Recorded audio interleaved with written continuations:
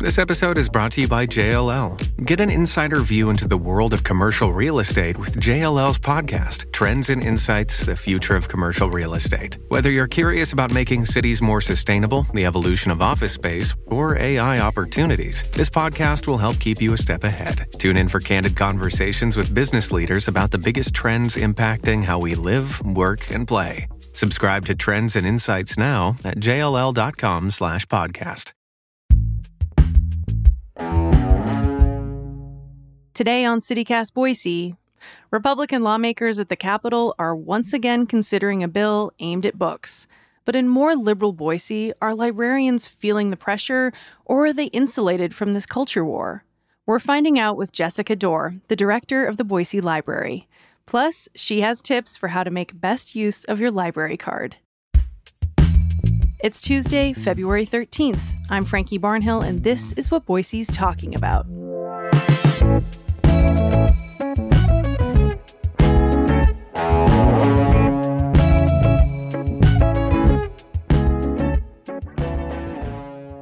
Jessica, thanks so much for coming on CityCast Boise. We're so excited to talk about libraries. Thank you, Frankie. I am really delighted to be here today. We are big library fans here at CityCast Boise, so it was high time for us to have you on the show. And I want to pull back a little bit. You know, as you're well aware, across the country, really, there have been these questions about book bans, putting new restrictions on public libraries. And of course, in Idaho, at the Capitol in Boise, there's been a lot of that talk, and different bills have been circulating this session as well as the last couple sessions. Is this a problem? The question of, the concern around what kids are being exposed to and inappropriate content, is that a problem at the Boise Public Library, do you think? I want to start by being very clear and saying that there is no problem at the Boise Public Library or any library in Idaho. There is no pornography in our children's section. There's no pornography in our libraries. There are no obscene materials, and there are no materials that I would consider harmful to minors. Is all this scrutiny of libraries new, do you think, when you look at, and think about this as someone who's the leader of a library system in Idaho? Or how do you and your colleagues think about these fresh attacks on libraries and books? I really like that question because there are waves of efforts to limit materials and to limit who has access. And we've seen it in multiple eras in our country's history. I think what's interesting to me, too, is just how embedded in the history of the United States is the idea of a public library that is free and open to all. When you think about some of the first public libraries that were community funded, that weren't subscription based, that really were, no matter your income level, you were welcome, those started in the US. And so you even see it in a lot of libraries around the country. They'll have chiseled into the cornerstone, free to all. And that is such an American ideal. And so from the historical perspective, I see those challenges throughout the history of public libraries. I'm sad we're going through one right now, but I also know how valuable the role of the library is and how much the people of Boise appreciate having a library that provides equitable access and opportunity for everyone in our community. And that is the part that when we have days that are rough, that is the part that I remember. Yeah, a mission like that would help you get out of bed. I would think in the morning, even when it's rough and there's all these things that are circulating that are out of your control. I would say, a lot of the calls for banning certain books seem to stem from forces with an agenda at our state legislature. It's fair to say that it's a Christian perspective, a very white perspective, and an anti-LGBTQ perspective in many cases. The public library is supposed to be for everyone, as you just said. So how is the Boise Public Library specifically navigating being in the spotlight or being one of the libraries that's in the spotlight in this current political climate? In 2022, we did a community survey, and we heard loud and clear from the community that they appreciate and they expect that we have materials that represent all members of our community. And so we take that really seriously. We are trusted to make sure that we have voices that people can see. We talk about this in our collection development work. We talk about wanting to have a window and a mirror. So that mirror is where people can look at our materials and see themselves reflected. So that means, who they are, their identity, their history, their culture. We want to have that in our community. And that window, people are come to the library because they're interested in about learning new things, learning about new people, learning about new places. So we really want to make sure that we are providing that wide variety and focus on how do we make sure you see yourself reflected, but also how can you learn about someone who may be different than you. Just to be clear, are you hearing complaints about certain books being available in Boise libraries, and what happens when there is a complaint? We very rarely have formal requests for reconsideration, but we've worked with our Board of Trustees to have a very clear process. It's available on our website that will help really provide guidance to the public, to staff, to me as the director and our board. And one of the things, Frankie, this to me was such a learning moment. The very first 2 requests for reconsideration that I was aware of, when I joined the library, when we went and did the research, okay, how did this book come into our collection? How did we learn about this title and decide to purchase it? Because that was a book that somebody in our community had said, I don't think this book belongs at the Boise Public Library. When we went back and looked at where that book came from, it was a Boise card holder that had requested that we purchase that book. So there's where you see the wide range of beliefs and interests. And so we really want to be responsive to our community, and our community has a wide range. So actually, in that case, when we went back to the people that said, hey, I don't think that this is a book that should be in the library, when we said, this was a book that we purchased because somebody in the community wanted it and found it of value, I think people really understand that. And then they realize, oh, I want the library to respect my choice. What people want to read is deeply personal. And we want to make sure that people understand we are really prioritizing having everybody have that opportunity to make their own decisions about what is of interest to them, what they want to select to read themselves or for their families. But they also expect that other families aren't making decisions for them. And so that to us is really important. That's such an interesting example because, of course, it kind of points to this, what I think is a hypocrisy sometimes with Idaho being a place that really prides itself on being fiercely independent and allowing people, I'll do my thing, you do yours, we keep out of each other's business. And then these kind of things come up. So you said, Jessica, that, this process is well laid out on your website, and we'll link to that. Could you just go through it really quickly? Like, what happens if I see a book in the section for kids that I think is inappropriate, then what? Well, first, what we'd like you to do is fill out a request for reconsideration form. It's important, number one, that you need to be a resident of Boise and a Boise cardholder. Okay. This prevents sort of frivolous requests coming from people who aren't invested in the community and who are not Boise taxpayers.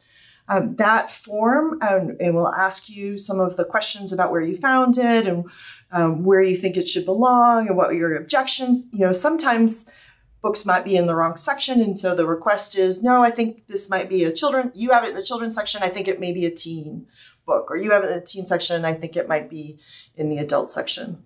So the first step once that form is submitted to us, our collection development staff really review that carefully and take it seriously.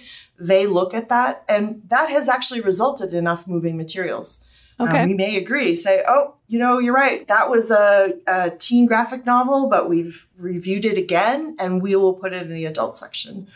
Or, this is a book that you have in your youth section. It's probably better suited for teens. There's lots of ways that we evaluate, looking at sort of the grade level it was at, where the publishers think it be, where should reviewers think it be. But we will make and have certainly made some adjustments because that actually helps people find things as well. Yeah. Every request that is formally submitted has a formal response, and there's also then an appeal process.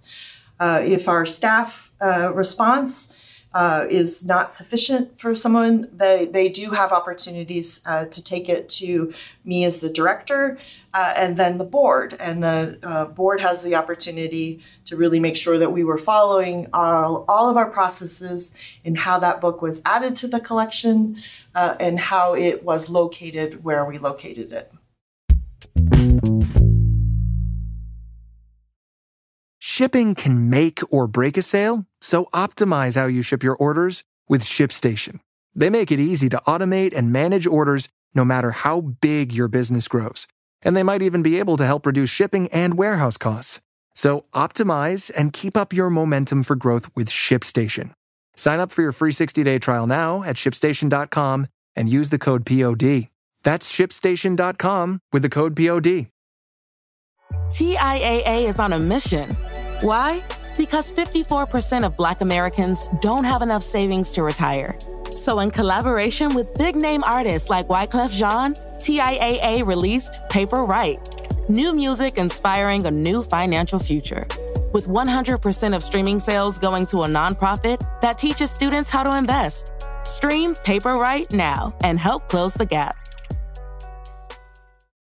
I'm sure you're very aware that recently the Idaho Library Association did like an informal survey among librarians, and this, of course, is a statewide survey, and the results were scary. Like, so many librarians, I think it was 60% of librarians said across the state that they're considering leaving Idaho based on the fact that, you know, they've been under attack essentially for several years now with all these bills.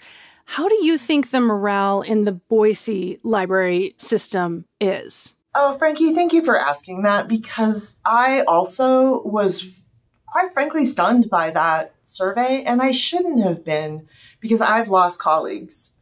I've lost good directors, good staff that have done exactly that. They've left the state or they've left the profession. And that's a real loss for all of us. That means that the people who know the community the best don't feel that they're valued. And, you know, when you think about, I know so many people that talk to me about staff that used to work here at Boise Public Library and how when they walked in as a child, that librarian knew their name. And that librarian had a book for them that they knew that they would be excited in. We're losing that value. We're losing that connection. And I think that is really, you know, the result of continued attacks on our profession, and the misrepresentation of what we do and what we value is undoubtedly going to continue. So it makes me really sad. Yeah, that is really sad. Are you hearing from colleagues in Boise specifically that they're leaving in part because of these bills, or is it a combination of issues? This is absolutely that threat of, you know, I could be sued providing a book that somebody doesn't like. That is a threat that nobody went into the library profession with an expectation that that'd be something that could be a reality. Yeah.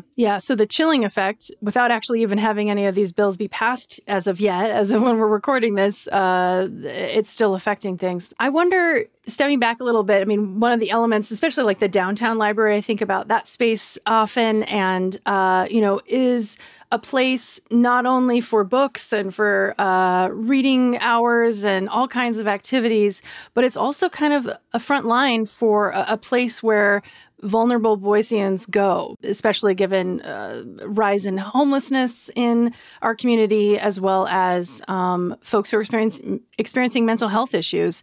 I know that there was a full-time mental health coordinator that was hired during the pandemic. How's that going? How's that position going to kind of work with that population in particular? Oh, this is such an important investment that the Board of Trustees and City Council made in the library. We have on staff now our mental health coordinator. This is a person who is a licensed social worker, and she makes all of us more effective. Her skill set is so complementary to the skill set that my library staff have. She's able to navigate, social services in a way that we just don't have the knowledge of how to do. She spends considerable time with outreach, coordinating with service providers so that we are able to reach our most vulnerable. She helps us, make sure that that any service that is available, we're able to take advantage of it as a system. Because I know people think about the downtown as a place where we see most of those services because of the location. But we see people in all of our branches that are struggling. And we know how valuable that is. And also, quite frankly, how challenging it is to staff. We're trusted, right. We're respected. We know that when people come in the door, they won't be judged. And so when a staff person is faced with someone who says, I don't have a place to sleep tonight, or my children haven't eaten, or I lost my job and I can't make rent, we want to provide as much help to that person. And having, Ashley on our staff, we can very quickly connect people for some of those in-depth, really life-altering interventions. And I've heard criticism of that scope creep. Libraries shouldn't be involved in that. And I just have to say, we meet people where they are. And when they come in with a need, we're going to do everything we can to make sure we help fulfill it. So you see this as, and I know the city council passed it not just during the pandemic, obviously, to create this position, but you see this as a long-term need, most likely, a position that you want to see filled long-term. We looked at the first year of data of how many people we are serving and the quality of those interventions. And quite frankly, we are trying to figure out how do we scale. We have one person who we think about, okay, how quickly can she find a resource and how quickly can we get that to all 5 of our locations? Because there's only one of her. And so, she's a permanent position within the library, and the need that we are seeing is, quite frankly, growing. And particularly now that people are aware of her connections and her capacity, we really want to make sure that we're thoughtful about how we are leveraging really her unique skill set to benefit as many people as possible. Yeah. Okay, is there anything new or coming up that you want to share about what's going on at the Boise libraries? Well, I would be absolutely remiss if I did not put out a plug for all the fabulous programs, and there are just too many for me to list. So I really encourage everyone to go to boisepubliclibrary.org and look at everything that's going on. We have baby story times, family story times, pajama story times, music and movement. We have crafting. We've got therapy dogs. We've got tax help. We have everything you could possibly imagine in person. We've got tons of online resources. And really, I just want to make sure that everybody in Boise has a Boise Public Library card and uses it, because there are so many free resources. We talked about, people are struggling right now. Costs continue to go up. And this is the most valuable card in your wallet is a library card that allows you access to movies and music and books. They're all free. Come in, go online. We love to bring everybody an opportunity, whether it's a cozy mystery, whether it is a romance, whether it is a science fiction book. We just want to make sure that you're using your library card because there is absolutely going to be something that will delight you. Yeah, those digital resources, especially, like, mind blown with like free audiobooks, so many different options out there. I also think about, and we'll wrap up here in a second. I want to hear what books you're reading, Jessica, or what books you've been reading and want to recommend to people. But, it's kind of this idea of this third space, right? We talk about this on the podcast often that, it's a place that's not home. It's a place that's not work. And ideally, it's free and easily accessible. And in Idaho, we don't have many of those options, really, and in the U.S. in general. And Boise, I feel like the library is it. That is the spot. And so just being able to access that place and have it be somewhere that people can feel comfortable and excited to go to every day. I know that that's a big part of life in Boise. So, okay, before I go, what are you reading? What's in your queue? Right now, I am for the third year in a row challenging myself with our Ultimate Book Nerd Challenge. Oh, you're doing it. Yes, okay. I am. Remind us what this is really quickly. So this is, and this was actually something that came out of a community request. Help us read new material. Help us find a wider range of materials. So every year, my fabulous team puts together a list of 50 categories, and you get to read a book in those categories. Sometimes, it'll be read a book set on 2 continents, or a book that takes place in the 1920s, or a book from a certain section of the Dewey Decimal System. It's such an absolutely fabulous way of expanding your reading horizons. I have always learned an entirely new genre that I didn't know existed. 50 books in a year. So that means like 1 book a week, essentially. Essentially, but there's also, there's ways that you can, if you want to come to one of our Ultimate Book Nerd meetups, you can get recommendations.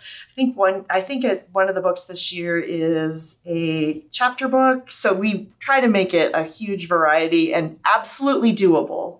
Absolutely doable. Okay. The category that I'm reading right now is a book about the moon. So I am reading a book that was just recently published about how the moon was created and how it shaped us over time. It's fascinating. I never would have picked it up without this challenge. Wow. Okay. I love that. It sounds a little daunting, but I get it. It's like a stretch goal, the 50 books in a year, and it just gets people engaged and finding new things. It's a stretch goal, but you've got a whole team to support you. Our Facebook group is hugely active. They'll cheer you on. They'll recommend things so we can make sure that you are successful if that is something that you want to join us with. Oh my gosh, fabulous. Any other books you want to shout out that you've enjoyed recently? Well, I want to turn this and ask you what you're reading. Oh, okay. I'm really into mysteries right now. I just feel like I'm just in a zone of mystery. So I'm actually reading like an old Agatha Christie anthology that I picked up at a library. And that's been fun. Kind of like the perfect balance of I want to read to the next page, but also it's gentle. So I can like read it before I go to bed and not have nightmares or anything. And I feel like that's when I do most of my reading is right before bed, really. It's kind of a wind down activity for me. Another mystery series that I liked that I got the first one at the Boise Public Library was, do you know the Thursday Murder Club Mysteries? Yes. Yeah, by Richard Osman. So, it's super fun. It's a series about these 4 British pensioners who are living in like an old folks' home, and they find themselves solving mysteries as their activity, and it's a hoot. It's really fun. Well, I have to tell you that you have actually just done one of the categories for this year, which is a protagonist over 65. Excellent. So look at that. You are on your way to being an Ultimate Book Nerd. Okay, good. Well, that makes me feel better. Like I could join now and already have a couple things down. That's great. Absolutely. Awesome. Well, happy reading. Thanks so much, Jessica, for coming on and talking about the Boise Library System. We appreciate it. Thank you so much. I love talking about the library, and I really hope that I get to see you in the stacks.